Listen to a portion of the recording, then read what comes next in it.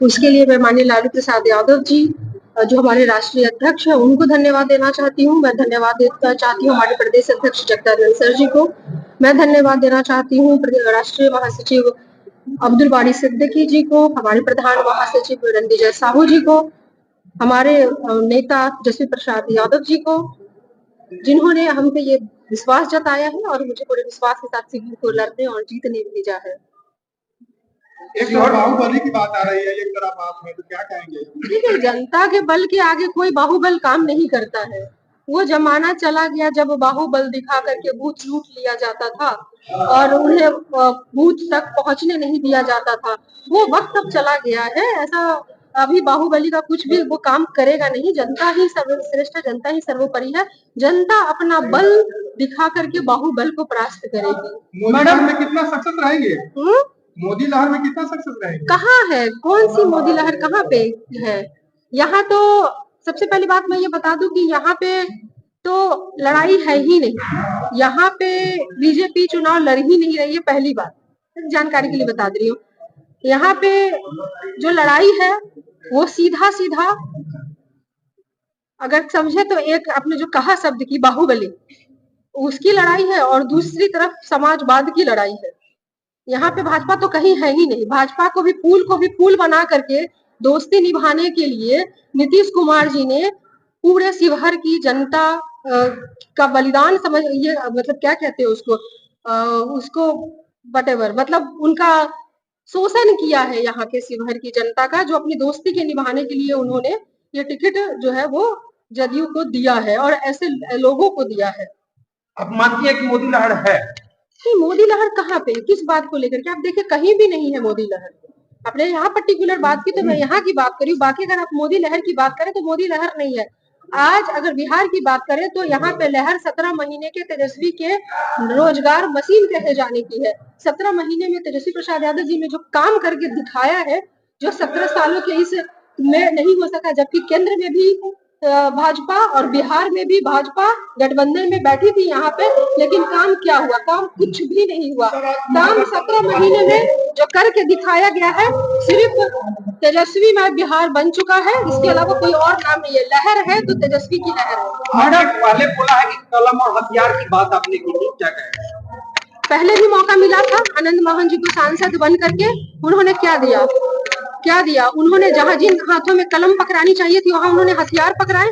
जाइए पूछिए उनके माता पिताओं से, जिनकी बलि जो है वो चढ़ गए। आनंद मोहन जी की सांसदी के पीछे न जाने कितने युवा बलि चढ़ गए, कितने युवा जो कलम पकड़ने चाहिए थे हथियार पकड़ लिए। जाकर के मिलिए उन परिवारों से, उनके माँ बाप से बात कीजिए तो पता चलेगा कि उनके कार्यकाल में क्या स्थिति थी और क्या किया उन्होंने यहाँ पे युवाओं के साथ और जनता के साथ। एनडीए का नारा है बिहार में 40 के पार, क्या कहना चाहते हैं? एनडीए का नारा है कि बिहार में 40 पार होगा।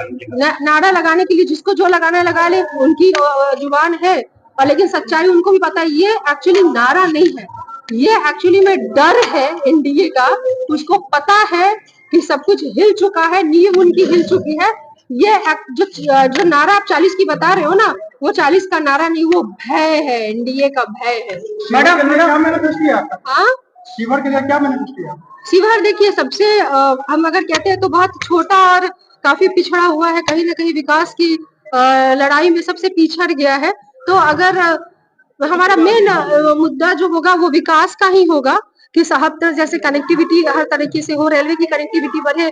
कहीं पर केंद्र में बैठी भाजपा सरकार सुपर फास्ट स्मार्ट ट्रेन और ये वो की बात कर रही है, लेकिन यहाँ पे अब एक नॉर्मल सी ट्रेन भी नहीं है जो कि जोड़ सके सभी रूटों को। इसके लिए भी बेसिक चीजों के लिए भी यहाँ पे जनता जो है वो सफर तय नहीं कर पा रही है, और ये न जाने कौन सी सफर तय कराने की बात कर रहे हैं, हाई स्पीड ट्रेन और ये ट्रेन और फलाना ट्रेन, और यहाँ पे एक नॉर्मल ट्रेन की कनेक्टिविटी भी लोगों को नहीं मिल पा रही है।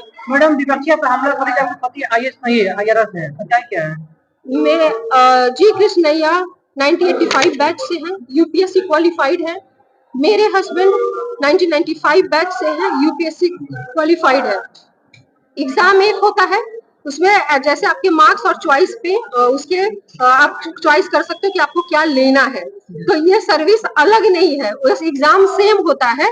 तो उनकी शायद जिनकी आप बात कर रहे हैं उनकी सोच और समझ और परख में अंतर है। यूपीएससी का सेम एग्जाम होता है जहां से कैटेगरी वाइज एलाइड या एडमिनिस्ट्रेटिव सर्विस जो है वो वहीं से निकलती है। ये दोनों अलग चीजें नहीं है। ये उनको तलवार चलाने वालों को कलम की भाषा समझ में नहीं आएगी, तो कहाँ आप यूपीएससी की गोली बंदूक चलाने वालों की यूपीएससी का सवाल पूछ रहे हो भैया। दोनों का वो 85 बैच, मेरे हस्बैंड 1995 एग्जाम से हम यूपीएससी क्वालिफाइड है, कैडर अलग हो सकते हैं और एडमिनिस्ट्रेटिव सर्विस से है, वो एग्जाम सेम है, वहीं से निकले हैं सारी सर्विसेज। जैसा विपक्षी मेरे हस्बैंड एडमिनिस्ट्रेटिव सर्विस से हैं, ठीक है, और सेम एग्जाम है, अलग अलग जैसे रेवेन्यू होता है, आईयूएफएस होता है, फॉरेस्ट सर्विस होता है, इनकम टैक्स होता है, रेलवे सर्विस होता है, स्टैटिस्टिक सर्विस होता है। भैया बहुत सारे सर्विसेज हैं जो सेम एग्जाम से निकल के आपके मार्क्स और आपकी चॉइस पे आपको मिलते हैं। प्रॉब्लम क्या है? क्लर्क नहीं है भाई, यूपीएससी क्वालिफाई है। नहीं, क्लर्क होना भी आजकल में तो वो भी नौकरी नहीं मिल पा रही है, लेकिन वो सेम एग्जाम से निकले हुए हैं। कहाँ आप